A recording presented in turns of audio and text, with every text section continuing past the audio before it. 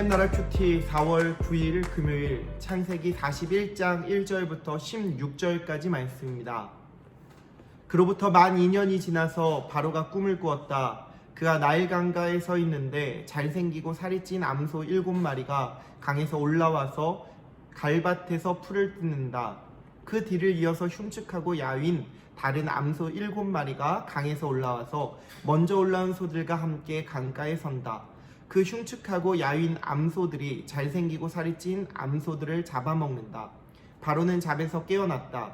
그가 다시 잠들어서 또 꿈을 꾸었다. 이삭 7개가 보인다. 토실토실하고 잘 여문 이삭 7개가 나오는데 그것들은 모두 한 줄기에서 나와서 자란 것들이었다. 그 뒤를 이어서 또 다른 이삭 7개가 피어나오는데 열풍이 불어서 야위고 목마른 것들이다. 그 야윈 이삭이 토실토실하게 잘 여문 이삭 7개를 삼킨다. 바로가 깨어보니 꿈이다. 아침에 그는 마음이 뒤숭숭하여 사람을 보내어서 이집트의 마술사와 현인들을 모두 불러들이고 그가 꿈꾼 이야기를 그들에게 하였다. 그러나 아무도 그에게 그 꿈을 해몽하여 주는 사람이 없었다. 그때 술잔을 올리는 시종장이 바로에게 말하였다. 제가 꼭 했어야 할 일을 못한 것이 오늘에야 생각납니다. 임금님께서 종들에게 노하셔서 저와 빵을 구워 올리는 시종장을 경호대장 집 감옥에 가두신 일이 있습니다. 저희들이 같은 날 밤에 각각 꿈을 꾸었는데 두 꿈의 내용이 너무나 달랐습니다. 그때 그곳에 경호대장의 종인 히브리 소년이 저희와 함께 있었습니다. 저희가 꿈꾼 이야기를 그에게 해주었더니 그가 그 꿈을 풀었습니다. 저희 두 사람에게 제각기 그 꿈을 해몽하여 주었던 것입니다. 그리고 그가 해몽한 대로 꼭 그대로 되어서 저는 복직되고 그 사람은 처형되었습니다. 이 말을 듣고서 바로가 사람을 보내어 요셉을 불러오게 하였고 사람들은 곧바로 그를 구덩이에서 끌어냈다.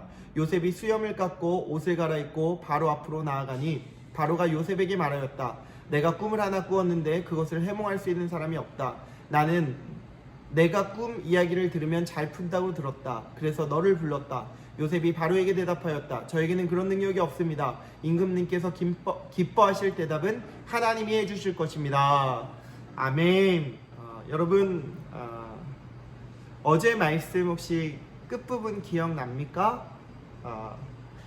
요셉이 감옥에서 꿈을 해몽하였고 또 특별히 사면을 받은 술 맡은 간원장에게 도움을 요청했습니다.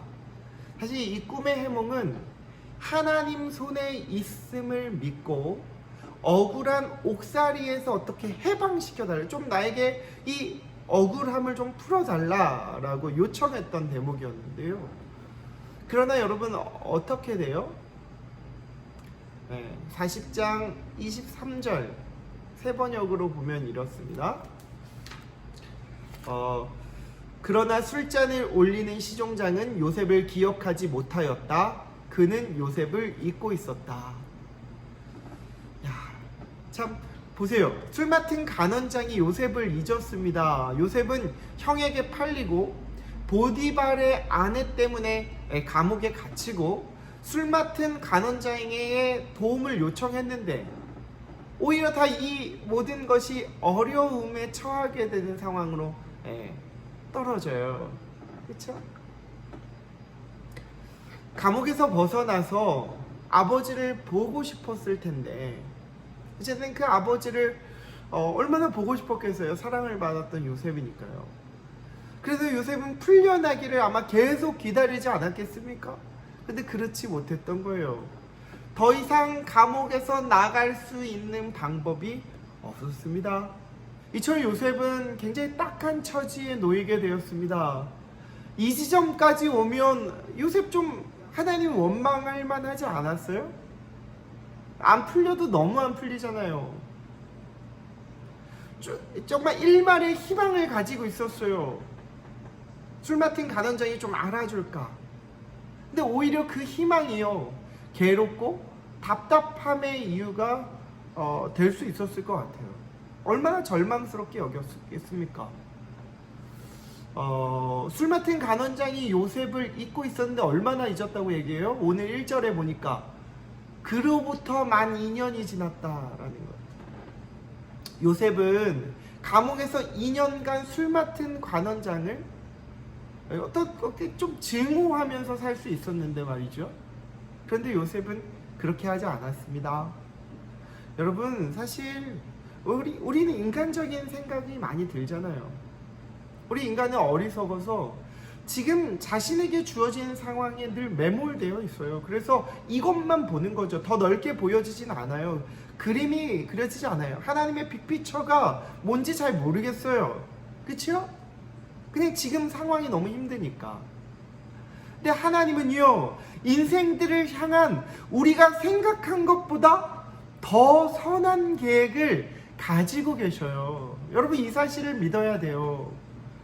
이 사실을 믿고 그분을 바라야 됩니다. 41장에 하나님이 어떻게 하십니까? 요셉을 애굽의 총리로 세우죠. 그러니까 하나님의 이 큰 그림은요, 아직 끝나지 않은 거예요. 하나님은 아직 끝나지 않았던 겁니다. 요셉을 향한 계획과 준비가 있었던 거예요. 여러분 우리는 이처럼요, 어떤 나의 방법, 어쩌면 세상의 방법이라고 할 수 있겠는데요, 세상의 방법과 하나님의 방법을 구별해야 돼요. 이 구별의 가장 중요한 건 뭡니까? 하나님의 은혜와 믿음입니다. 하나님의 은혜, 믿음. 술 맡은 간원장이 요셉을 잊었기 때문에요. 여러분 2년간 잊었기 때문에 그 야곱의 가족을 살릴 수 있는, 야곱이 자신의 가족을 장차 살리게 되는 그런 영광스러움을 경험하지 않습니까? 그것뿐만 아니에요. 민족까지 살리죠. 야곱이 총리가 되어서요. 그렇게 하나님의 역사와 하나님의 시간표가 반드시 요셉에게 있었던 거예요. 여러분 하나님의 섭리하심을 신뢰하길 바랍니다. 하나님을 신뢰하는 요셉을 잘 보여주는 말씀이 15절과 16절이에요. 함께 읽고 좀 마치고 싶습니다. 15절 16절, 바로가 요셉에게 말하였다. 내가 꿈을 하나 꾸었는데 그것을 해몽할 수 있는 사람이 없다. 나는 내가 꿈 이야기를 들으면 잘 푼다고 들었다. 그래서 너를 불렀다. 요셉이 바로에게 대답하였다. 저에게는 그런 능력이 없습니다. 임금님께서 기뻐하실 대답은 하나님이 해주실 것입니다. 아멘. 주님께만, 하나님께만 그런 능력이 있다는 거예요. 바로에게 나아갔는데 정말 절호의 기회 아닙니까? 그 자리에서 뭐라고 얘기합니까? 주님께만 능력이 있다고 말합니다. 사랑하는 여러분, 이런 믿음의 눈이 열려지길 바라요. 주님께만 능력이 있고 주님의 도움의 손길로만 우리가 살아가고 있습니다. 이것을 은혜라고 하지요. 여러분 오늘도 그분을 신뢰하고 그분이 우리를 지키신다는 사실을 놓치지 않았으면 좋겠습니다. 오늘도 주 안에 승리하십시오. 우리 화이팅 한번 해야죠. 하나 둘 셋 화이팅!